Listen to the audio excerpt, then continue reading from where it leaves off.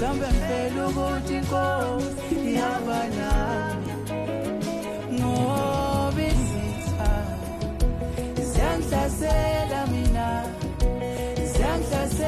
mina zifuna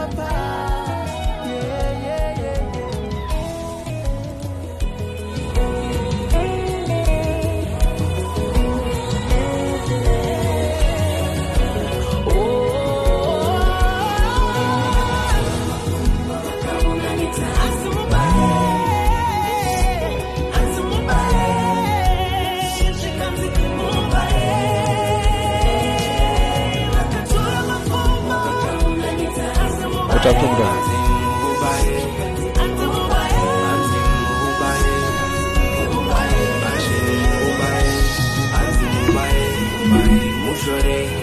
I'm on my knees cause they hurt me every day. They want me dead but they cannot find a way. Now I make sure that I sleep when I pray. Ndaona mufungwa now peace ya washoma. Cause every time I sleep no I wanna wachiti mubale.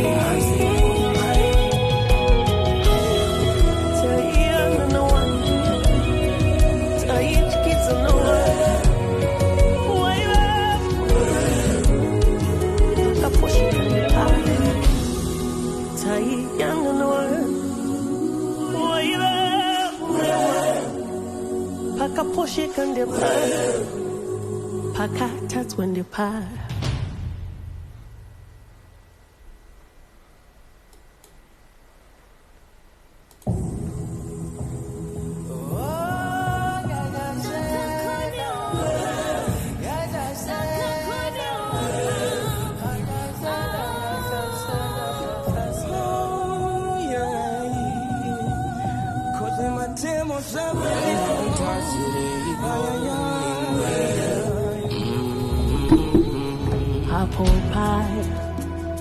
Noctula X Nyambo, thank you so much for joining.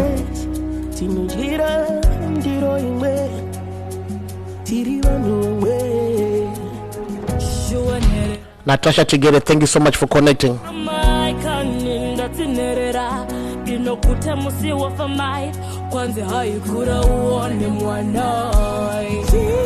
Kindly tell your friends to tell their friends that we are now live.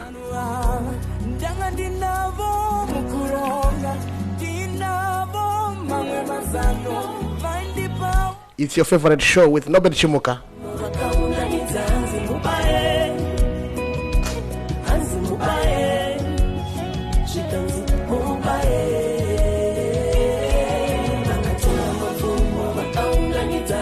Gatipinde.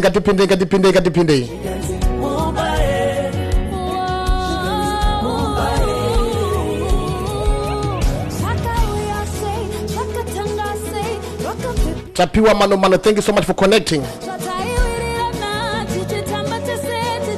Angela Mafumo, thank you so much for connecting.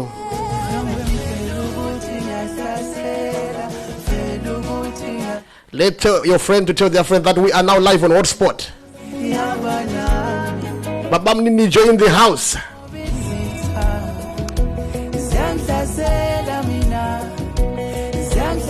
As you know, Yolanda Mataya, thank you so much for connecting.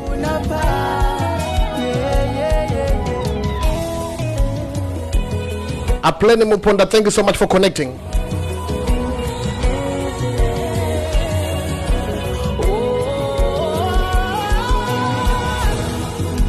Shine Dorika Chimishonga, thank you so much for connecting.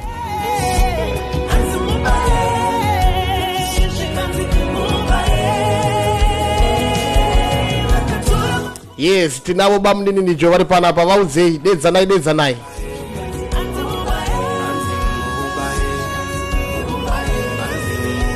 Godfrey Chasara, thank you so much for connecting. I'm on my knees cause they hurt me every day. They want me dead but they cannot find a way. Now Tapia William, thank you so much for connecting. We are live in Capetown.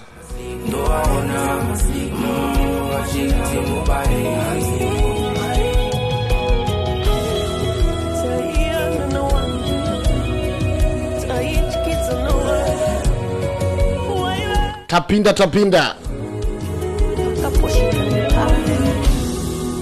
my young and world.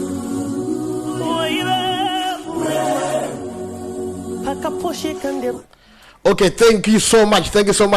Nekuya pa hotspot. Ndini wenga no chimuka. Amana nasi pari kupisa nasi.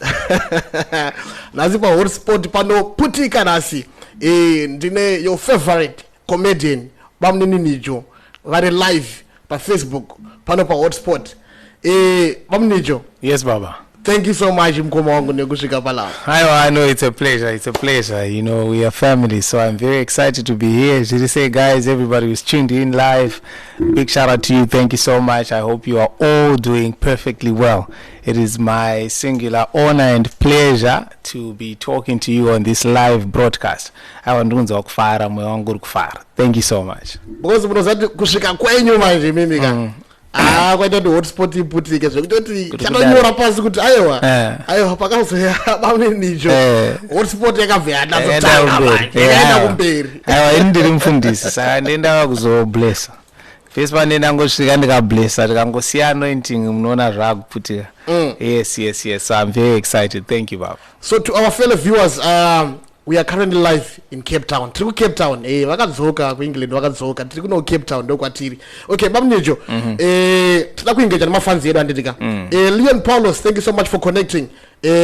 Silence Alex Sakawenga, thank you so much for connecting. Leon Paulos, mfano wangu ari ku Canada. Ari ku Canada. Exactly. Mfano wangu ari ku Canada and he's into shoe manufacturing and designing as well. Leon Paulos, all the way from Canada, Ontario, Canada. A big shout out to you, mfano. Antogara kuseri kwe unonzi kuchi. Anogara kuseri kwe line ra Drake. Munoza Drake ndio Canada originally.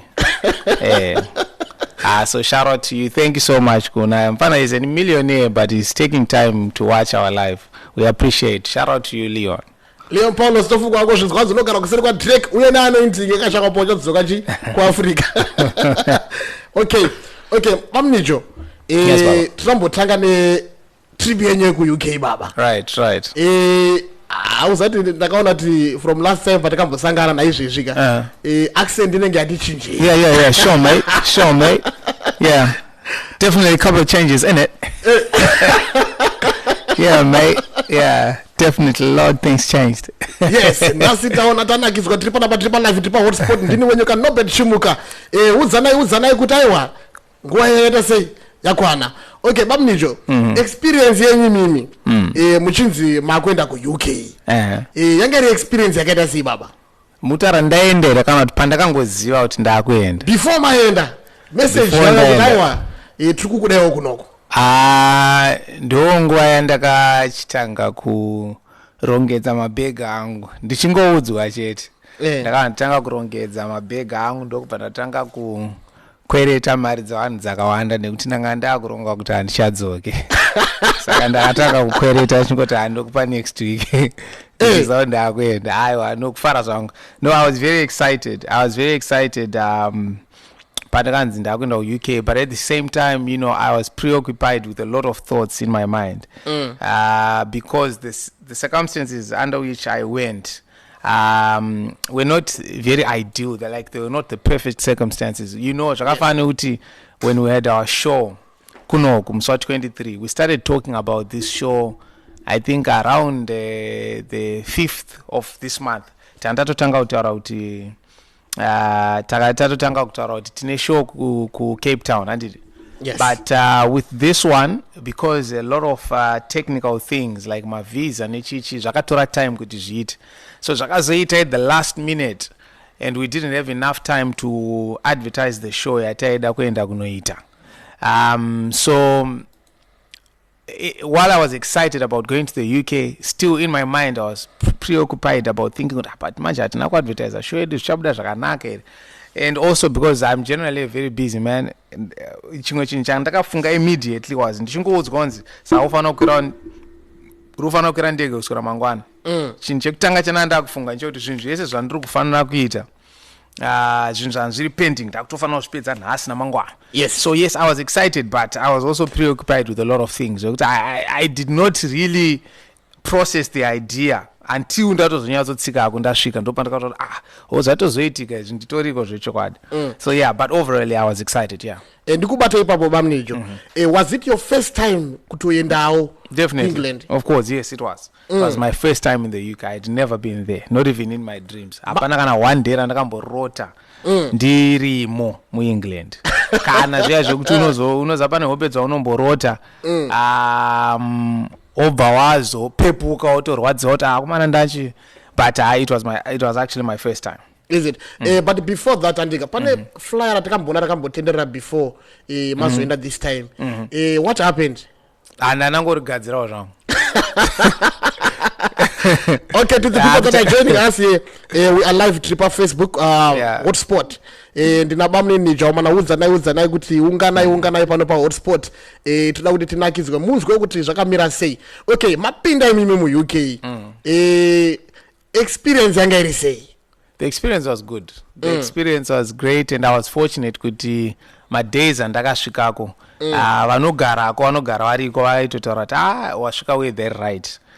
So it gave me an opportunity to go around, mbotenderera. Ndakaona nzvimbo dzakawanda, ndakaenda kuStamford Bridge, tikanonamatira team yedu yeChelsea kuti zvinhu zvichinje, zvinhu zvishanduke. Though zviri kuratidza so far kuti hapana chati chachinja nokuda kwemaprayers angu, ichingori ngoma ndiyo tichiri kungorohwa. Zvakare ndikaenda kuBuckingham Palace, ndikaenda kuWindsor Palace, ndikaona London Bridge.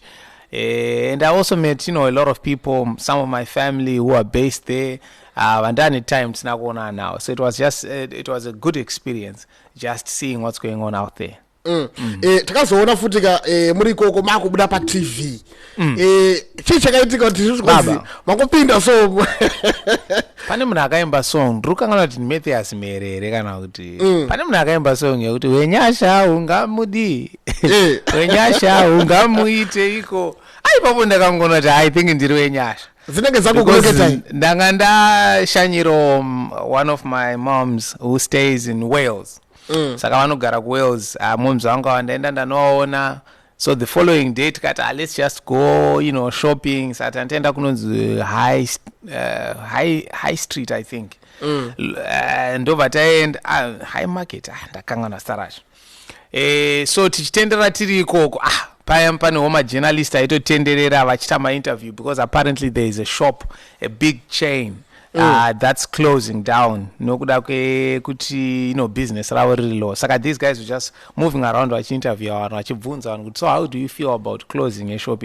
Ndokubva vangoyo pano patanga tiri vakangoyo panda ndiri namoms vangu vabva vatotibvunza kuti saka muri kufila sei?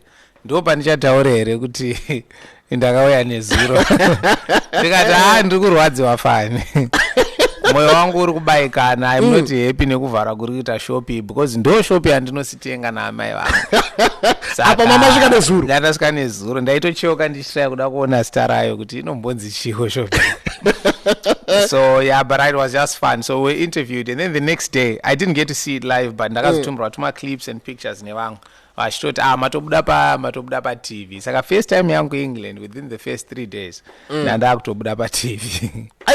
Pa news. Vamwe grace renyu rinenge rakawanda. Mwari anenge achingotienda mwana kuenda. Toda kuti kuna Clara Tavengwa, thank you so much for connecting. Anti Baba Mninijo, yes, we are live. Tina Baba Mninijo. Pomba J, thank you so much for connecting. Ronald J, thank you so much for connecting. Okay, Baba Mninijo. Tiri papo. Show yenge kamira sei pa UK. All right. No, I think the show was okay.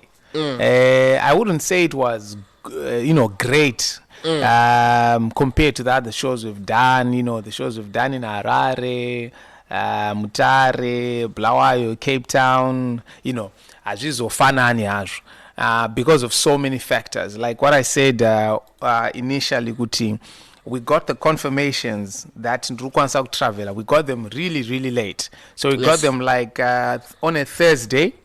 And then we had to work out my travel tickets nechichi, and the only available date, because I also had a very tight schedule the whole of September, was the 9th of September.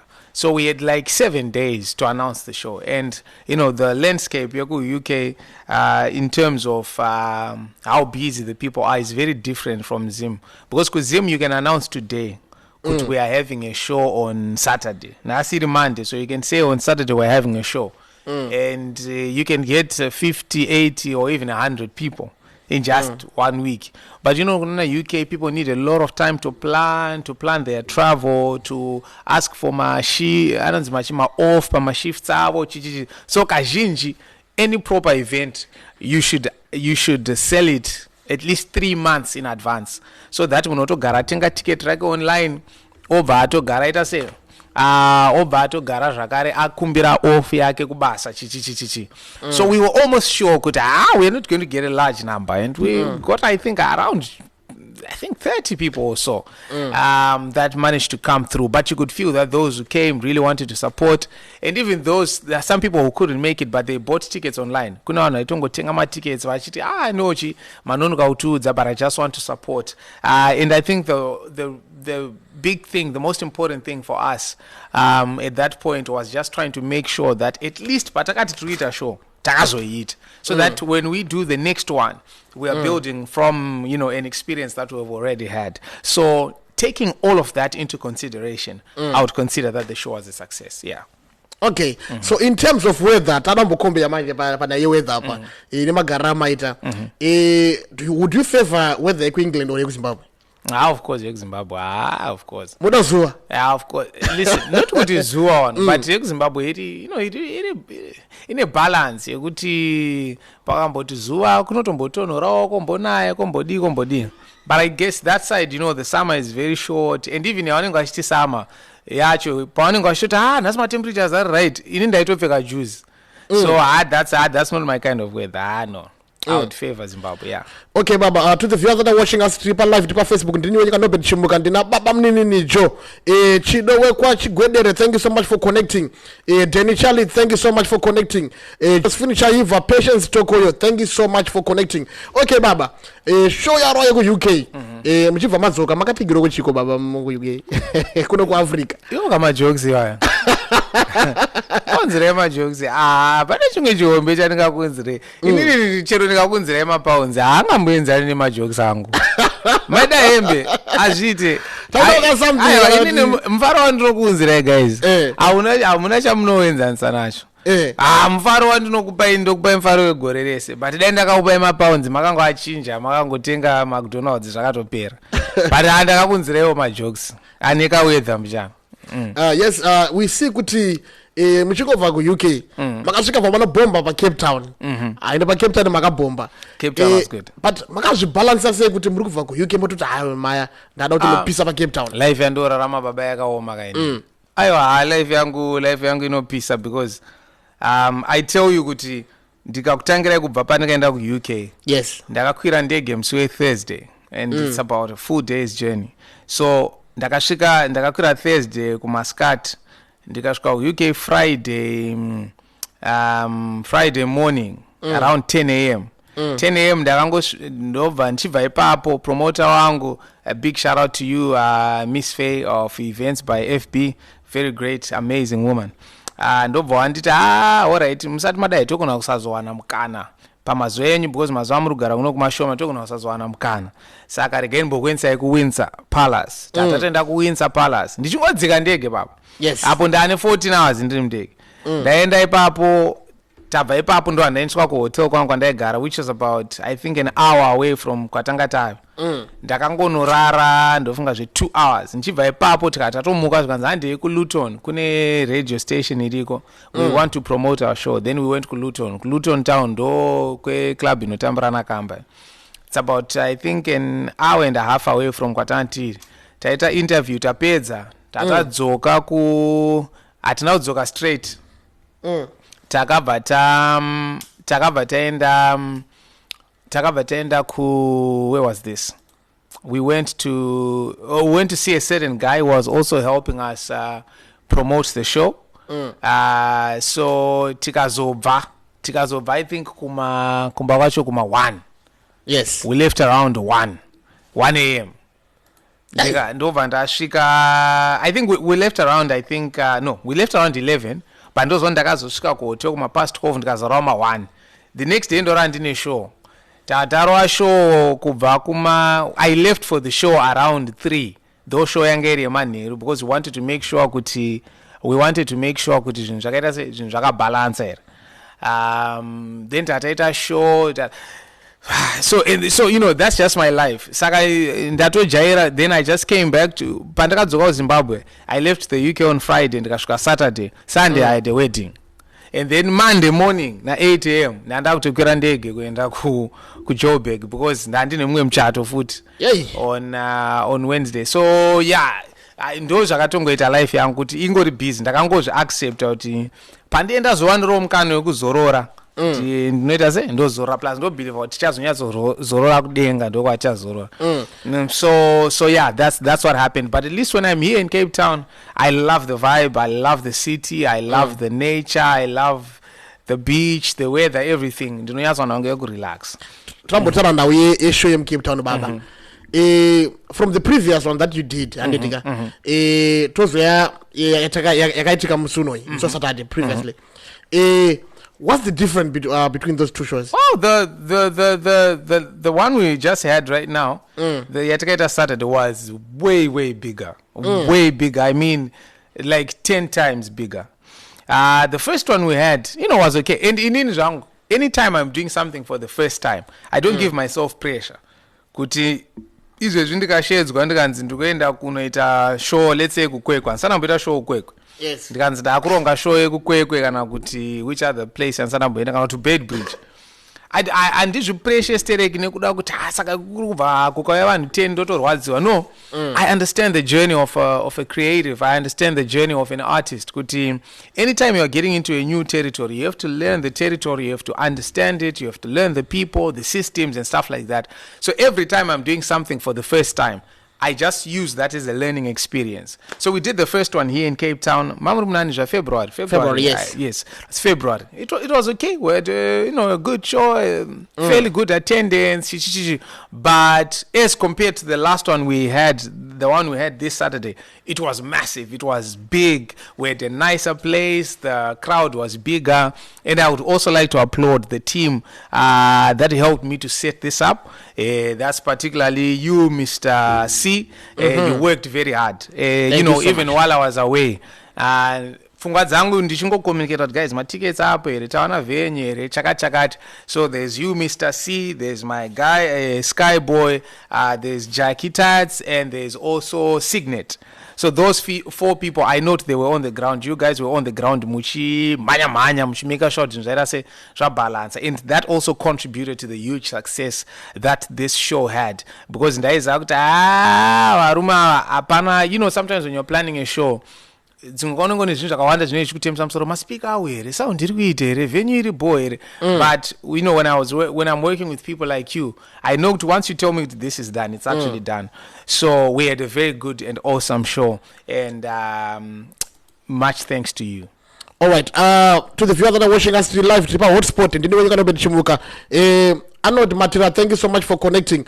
Felix Makande anzi vasembwe ngavamboimba mbichana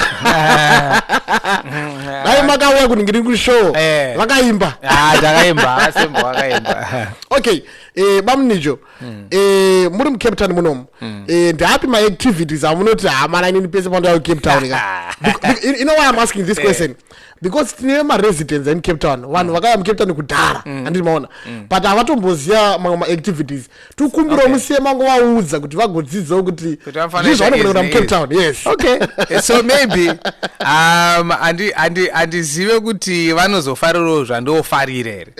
But inini the guys know, Sky na Nobet vanotoriziva kuti kana isusu tauya ndodaenda kuCentury City kana kuGrand West ndizva. Those two places kunotamba magame. Moyo wangu haugutsikana. Handingamboti ndayo Cape Town if I don't play those games, if I don't go to those arcades, tonotamba bowling nawakomana chero ndikazodyiwa zvangu, my hoops, basketball chichichi. That's one. The second thing I love doing is that drive. Yeah, Makatitsa last time, you know, Chaplin's Peak, yes. Fishhook, Hoot Bay. I just love the site. I love, you know, how the mountains look. I love how the ocean view looks from the road. I really love that. I love going to the waterfront. Yes. I love going to the Sea Point, Table Mountain. Well, Table Mountain, I'm going to go one, but I was not even coming for a show. It was okay. It's a good experience. You don't find go tika kuti ndakambozviita but anoti kuti pese pandakarandoti handekutable no, it's just nice to look at for me. Then there's a sea point, waterfront. Those nzimbo trees zitaka to confuse. So yeah, basically those are some of the things. So this time taka promise ones tikuzoenda kunoona mapenguins. Yes, Borders Beach. Hands gonna have penguins, Borders Beach. Then we're also gonna go for a boat cruise. But Cape Town is heaven on earth. Cape Town is just perfect. It's your second home. Definitely. Yes, definitely. Definitely. Inini kune vanhu vese vanofunga kuti ndine mari handiti vanofunga kuti ndofunga nije ane mari chichi. Yes. Inini pamuchazova ndane mari mukangona ndangotenga imba kuHoot Bay muziva kuti mukomana ane mari. Matakaimba kupi? kuHoot Bay baba. Ndo nditori nemba yangu yandakatageta kuHoot Bay.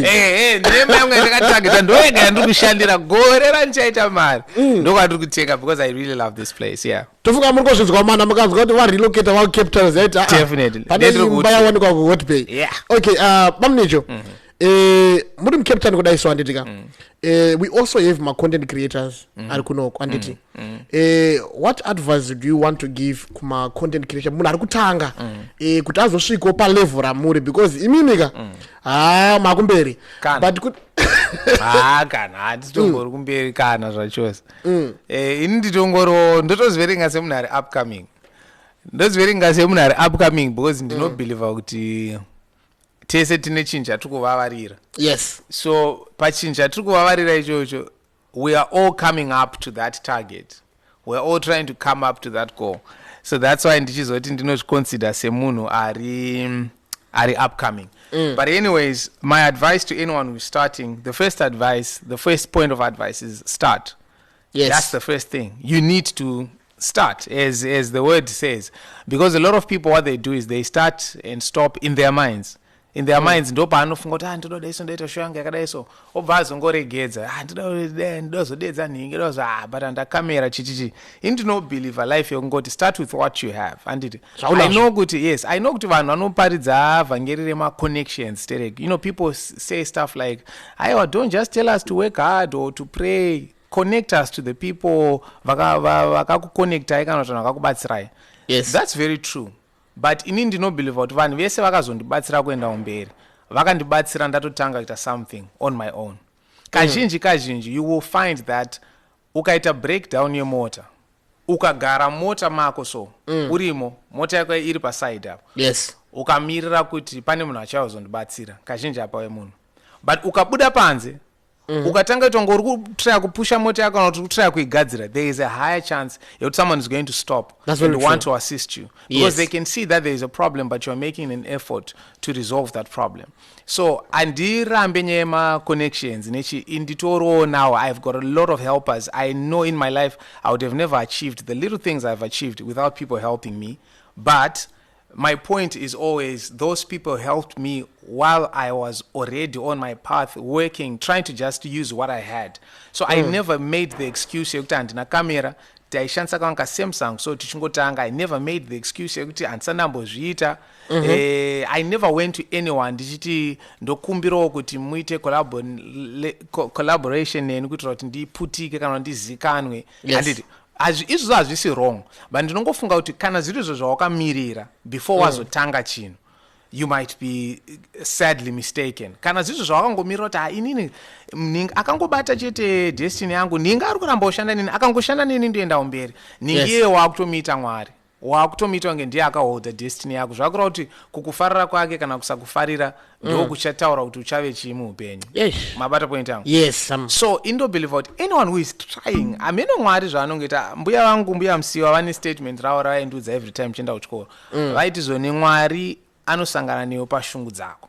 ende izvozvo ndozvibhelievha. Pane zvimwe zvinhu zvandinoita guys ndenchitosunganidza pane pasina but ndechingoita because ndine shungu ende ndechingoti Mwari hamudziono here shungu dzangu kuti ndoda kusvika apa ende Mwari vanodziona shungu idzodzo. So even pakaita vamwe vanhu vakuignore, even pakaita vanhu vari kufunga kuti vari kutivharira panze havasi kutibatsira havasi kuti no one is God, you see. So vanhu vanofana kukubatsira chaicho vachakubatsira. So start, use what you have. I prefer, there are a lot of people who come up to me kuti ndoda kupindawo mumadrama enyu chichi. Yes, ndobva ndati can I see what you have done, anything you have done, even a TikTok munowanza kuti handina handiti. So ada kutongotangira paproject yangu ndopaari kuda kutoexperimenta ndopaari. So you will find that the world does not operate like that a lot of times. Nobody has got that time. Yes. To just sit and say nhasi ndoda kungotry ndingoona kuti anogona here, because the moment I'm doing that I'm also using up some of my time. But if you have already done something, even if it's poorly filmed, even if but any creative, any artist anoti akaona anogona kuzoona kuti vanhu ava sound yavo haisinyatsobuda zvakanaka, but I think this person is talented. That's how I've worked with everyone I've worked. Anyone wamunoona paproject yangu, yes, ndakamuona somewhere. Vamwe vacho mavidhio avo ndakawaona anenge asinotomboshutwa zvakanaka uchitoita kuda kufembera kuti asi kunyatsooneka but uchiona kuti uyu mvesi ane talent. Ende zvinondibatsira kuti nini when I'm creating something, kana ndine drama randiri kunyora musoro mangu kana kuti film kana kuti series, ndobva ndarangarira kuti right apa ndikuda mahobho. Mvesi oyo akaita kaskit kake kakadai kaskit kako anogona kunge katori ne100 views, but ndoziziva kuti uyu munhu anopinda apa.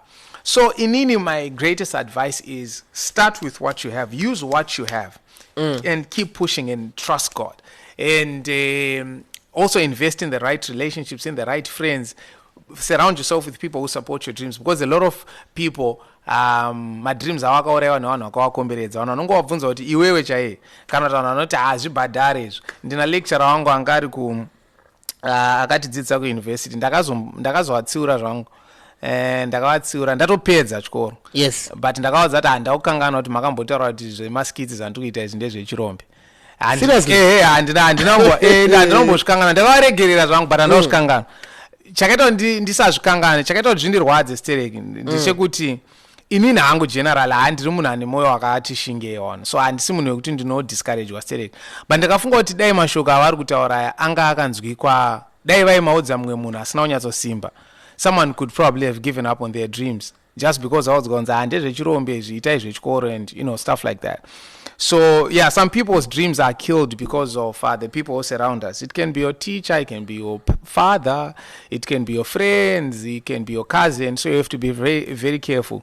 If you're doing something that you believe in, make sure that you protect it. Okay, comment section rekanimboya kwamuri triple live triple hotspot ndino nyaka noberi chimuka. Zvanze na Seguru very much, and I love Nijo's wisdom. I'm one of the best fans for him. Shout out to him. Keep up the good work. Hotspot. Thank you so much, Baba. Zvikanzi, okay. Zvikanzi Nijo nofanira kufamba na Patricia. I think mubvunzo wake is patri kufamba tese apa kapa. Tikuona vanhu vazhinji vanenge vachingoti konai Patricia ari kupi? Aiwa. Dzingoronya, I think ingoriwo way vanhu yekungomhoresana. I think ingori nzira yekungobvunzana kuti mabasa ari sei, because kuti hapana pandichambofamba nemunhu anoshanda naye kwese kwandienda naye. Yes. So ini ndinongozvitorawo sevanhu vari kungotaurawo nyaya. Okay, Capetown, tiri panapa live, tina bamunini Nijo anditika. But pane family fun day, talk show and networking with Auntie Tilda. On Saturday 14th October 2023 kuna Auntie Tilda MC anenge ari Sungano Mwarumba, venue iri pa Hamilton Rugby Club, Greenpoint, Cape Town, hosted by Women of Virtue SA. Saka munhu wese ndati ngatingowandira ikoko kwakomana. Ndikuona ma prize ari panapa kuti regular price is 200, VIP is 300. Saka hande munhu wese ikoko muswe Saturday 14 October 2023, time 1200 hours. Bamune Nijo. I think mapa vanhu wisdom yakanyanya in terms of content creation andika. Kuma content creators. Ambopindo somewhere. Ndezvipi zvine mimi andika ma challenges amunombosangana nawo mukati rebasa renyu nekuti munoti apa pakapa ndakamboti ndada kusiya hangu. haina handizoti ndada kusiya ipapa ndikunyepere guys amuita give up my pfungwa idzodzo hadzitombirimo mandiri asi kuti machallenges tosangana nawo here akawanda but kuti nditi ndakabva ndati ndada kusiya aiwa pfungwa iyoyo ndakatoibvisa mandiri ndakatongoti izvi ndo zvandiri kuita izvi saka kana ndichita regai ndizviitire futi. But I think one of the greatest challenges, I think you know that some of us, we are not functioning in a stable economy, so it makes planning very difficult. You know, whatever you want to plan, whatever you want to do, it needs money. Anything that you do, especially with your production, chinoda mari. Yes. Ukati no bet uyane camera obata apa, no bet time ashandisa iyo achikufilma achada ubhadharo. Ngada mari. Yeah, so one of the greatest challenges is we have to do so much with very little. We don't have any, in other countries, in other sectors and economies, people who have done the work that we have already done, they get a bit of support here and there. But in personally, well, I'm not a crybaby. I'm not one to say, I just do my thing. But you definitely know that if we were in a much stable economy, we would achieve so much more. So I guess in short, I can just say financial challenges might be the major challenge we face. Yes. Okay. I guess kuti kana vatotora nzira ikai my challenges aripo anongosanganikwa nawo. But tell me something. I think ndaona a post ya maposter. Manyora kuti Joburg, get ready. We need to do something. We need to tell me something. What are the plans for Joburg at the moment? Right now I'm under fire from all the bullets in Joburg. I'm under fire.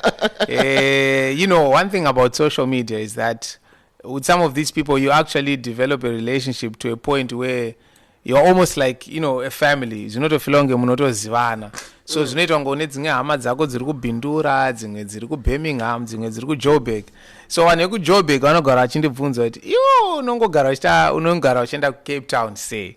Because I think just coming, before we talk about shows, I think this should be my 5th time coming to Cape Town in the space of the last 3-4 years. So, and I always post through Cape Town, and then now I've been doing shows here. So I go Joburg every time. Why uchiti jamba? So I just felt, why? But I think one of the reasons, younger area Joburg, I don't have a team per ground. Yes. Like I have here, I have you guys, I have an Anobit, I have Skyboy, I have an Signet, Nana Jackie. Joburg, I have, a lot of friends, but this is like the media and events is not like their dedication full time. Yes. So when I busy mama commitments, so that's why I've always hesitated because of the logistics. But period, I think we just need to do it whatever it takes. So definitely Joburg, we're gonna plan something. I think we can do something. Tite something. So maybe late October or early November we might be able to do something. Yeah. Yes, Joburg kanzi marangarirwa ipapa pano zvinogona ngoitika. Okay, to the viewers that are watching us pa hotspot panapa, guys, if you have any questions ndinabamni Nijo panapa ndika. I think tichangotora 2 or 3 ma questions aripo. Unza ma questions. Ashi anoti maposa. Thank you so much for connecting. Baka Baymont Chigwara, thank you so much for connecting. Okay, Bam Nijo. What were your last words? Inini kanimboshi so ipapa. Kunesu ye hotspot. All right. So to everybody who is watching, I think chekutanga chantoda kutangana taura. Ndechekuti ndatozvikangana. Kamera iri pandiri handiti. Ndoda kubuda ndichitaura izvi. Yes. Ndanga ndakanganwa kutenda. I really want to appreciate the people who supported this trip and this tour. That's our partners at Rugold Travel. Yes. They really made everything easy for us. They booked all our flights from Joburg to Cape Town back to Harare. Atina kana stress ekuti tichafamba sei. So for all people who want to do their travel around Zimbabwe, around the world, these guys are the plug. They know the best hotels, the most affordable packages, the greatest activities to do. It's stuff like that. So a big shout out to Rugo Travel. It's people like these companies who stand with us when we do our work. That's why you saw good. Even the show was much bigger. It's actually my boss from Rugo Travel. I can't push out. No, we don't want you to have a show like the one you had the last time. It was smaller. We need to go big because they believe in the brand. So a big shout out to Rugo Travel. And to the Hotspot family, a big shout out to you guys. You're doing an amazing work. Keep on pushing.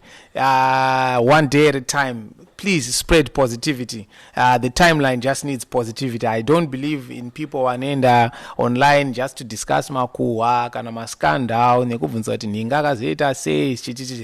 The world that we're living in really needs love and light. So please make sure that you keep doing that good job of spreading positivity. Yeah. Thank you so much, Babuni Nijo. Nokungemuru pa hotspot panapa. Kaniko murisa mkomangu Makola Luke. Thank you so much for connecting. Jonah Kumola, thank you so much for connecting. But Babuni Nijo, ndaku kutenda ine kuti mauyo panapa masimbisa mfana wenyu. Mamusimbisa kutaitese aendo kumberi. But nevertheless, chiro machisamba wakaza kuti anzayo chisingapire chinoita se. Chirungaziwa chiru. Chashuka pa chinochuka. Ndikuva chakwata. Thank you so much, guys.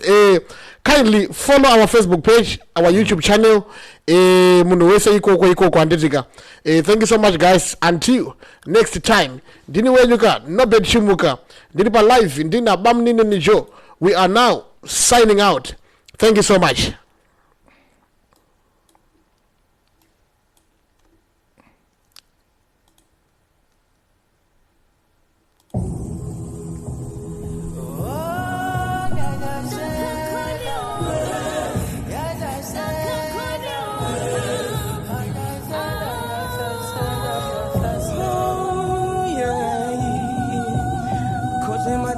Something